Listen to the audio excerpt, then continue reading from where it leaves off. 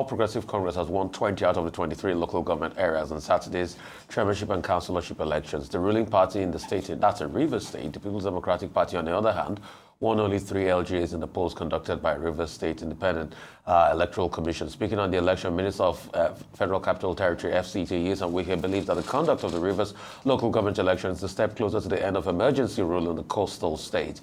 He commended the Rivers State Independent Electoral Commission, RESEC, for conducting a free and fair election. So joining us now on the show to discuss the conduct of the Rivers State elections and APC victory at the polls is Tony Okocha, chairman of the APC in Rivers State. Great to have you. Real quickly, I'll just ask you this. How come in places like Obiakpo and other parts of the state you got a lot of votes?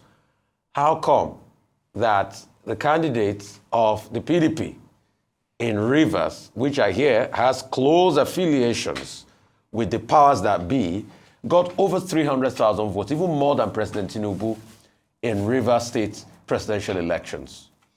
How come you guys generated these big numbers? Tell me about it, the miracle of Obiakpo.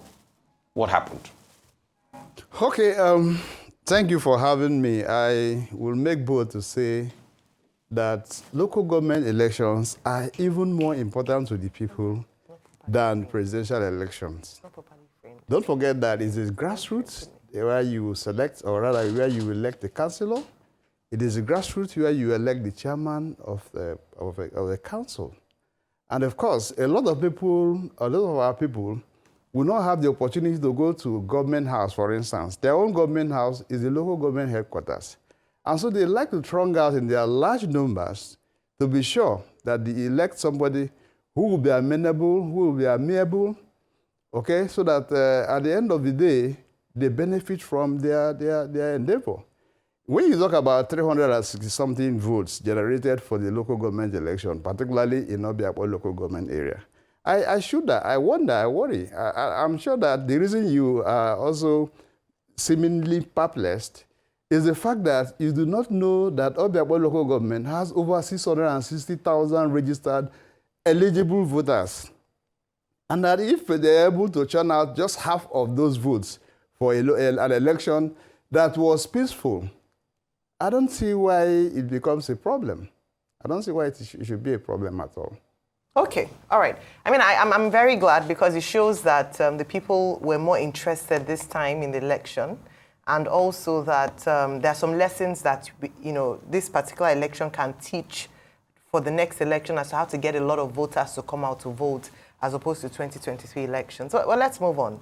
Now, I don't know if there's an article today, quite an interesting one in the Business Day, as to why perhaps a justification for these high numbers of people that came out and, the turnout or the result of the elections. They call it a collabo between the APC and the PDP. That, in fact, during the primary elections, these seats were already allocated. So it was more like a selection as opposed to an election. And in fact, the numbers can be contested, like you said, because they said that voter apathy was real. A number of people just didn't bother because they knew that the candidates were already selected even prior to the day in terms of people that favored the minister of the FCT. What do you have to say about this? Well, you see, when people talk about voter apathy, I worry. I'm happy that we traversed the 319 wards in Rivers State for these elections. The councillors were doing their bid. The chairmanship candidates were also doing theirs. And at least I featured in not less than 14 of the grand finales of these local government areas. And I can tell you for free that people came real out. And those people who came out, we are given the charge that you are one person, go to the field and generate and mobilize at least minimum of 10 other persons to join you. Thank God that at Rise Television, your reporters were everywhere. In fact, where I'm aware of their presence in Ikoyi local government area. They saw the crowd. It was not any kind of plan for anybody. Now, what you need to know is that in the states, anybody that ran election under the platform of the All Progressive Congress defected to us, and we tried as much as possible to fill them, because if they were good candidates, some of the, the argument, some of them came from PDP and other. If they were good candidates and they defected to us and they made, requests to run election, and we know that they are good candidates, they have done very well in their respective LGAs, and we know that they are like low-hanging fruits. What is the problem in putting them up? There is nothing called voter apathy as far as we are concerned. Anybody who is alleging voter apathy could be somebody who was walking on the streets of Portharcourt. There are no polling units on the main road. If you walk on the main road on the streets of Obiakwa and Portharcourt and some of the communities, and you conclude that there was a voter apathy, then you are wrong, because he didn't go to the areas where the polling units were situated. Of course, when elections are held everywhere, so from presidential election, you see little children playing football on the road, major road. For them, it is an opportunity to play football on the roads, because again, some of them are also not qualified to vote. So anybody alleging voters' apathy should have come to the wards where the polling units were to see the number of persons who are there to vote. I have just told you that the local government election or not even seeming, the local government election is more important to the people, and they like to go out to vote because they will benefit from their endeavor. There's no, let me tell you, let me also say this. There is nothing called collaboration. APC is APC. There's a difference of nomenclature and difference of ideology. APC is APC, PDP is PDP. There's no collaboration as such. What has happened here, I know you get to that point, what has happened in Rivers State is that there is a family in place. Okay. And that family is called Renewed Hope Family. No, but let me just quickly point out, Mr. Okocha. Mr. Okocha, because Adefemi has asked a question. When you say there's no collaboration, the former governor, Iyanso Wike, is a collaboration himself. He's a PDP, he registered PDP member, 700 and APC government. So that's collabo. Isn't that a form of collaboration? No, it's family. Okay. Oh. Family-lation. No, is that a collaboration? I mean, that in itself is a collaboration. Family-lation, family.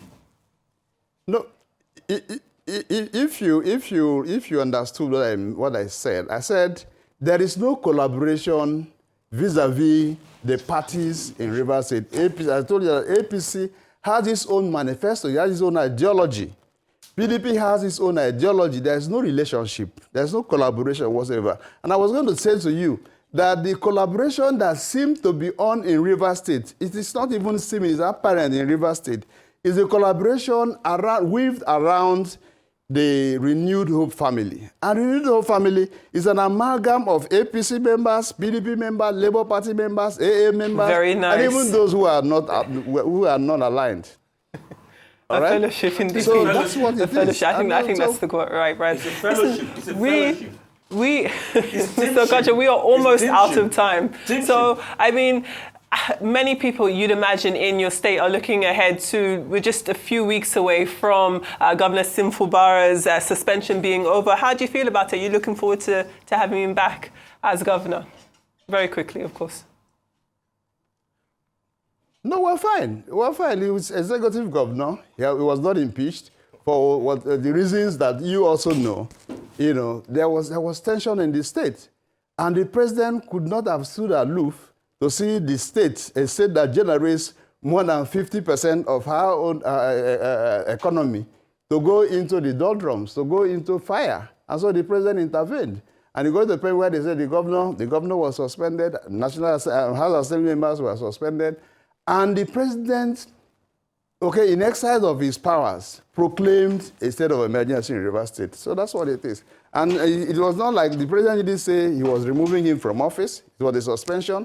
If the suspension has expired, as I'm told, this was appointed on the 18th, it also means that maybe on the 18th of September, the executive governor that was elected returns to office.